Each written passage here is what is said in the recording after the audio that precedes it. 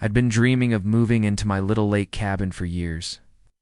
After saving every penny, I finally bought the place.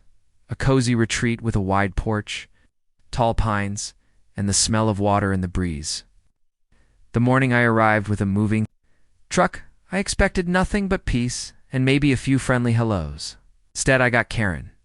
She appeared almost instantly, as if she had an alarm set for new arrivals. Clutching a clipboard and wearing a visor, she marched up while I unloaded boxes.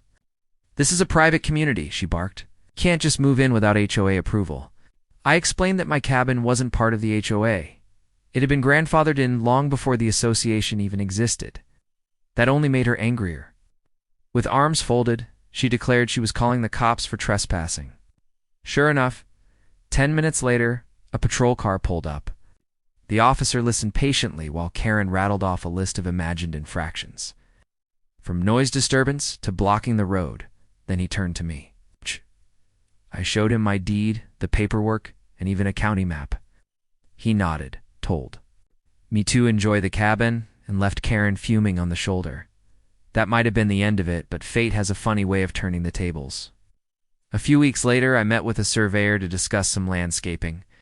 As he spread the old plats across my kitchen table, I noticed something peculiar: the narrow gravel lane that led to my cabin.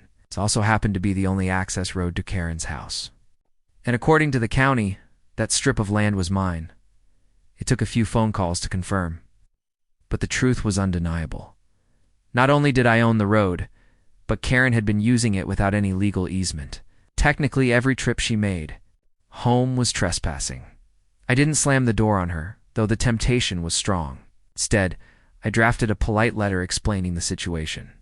I offered her a choice: either sign a simple agreement acknowledging her right-of-way, and in return promise to leave me alone, or risk losing access entirely. The next day, she was on my porch, clipboard nowhere in sight, voice suddenly much softer. She signed the agreement without protest.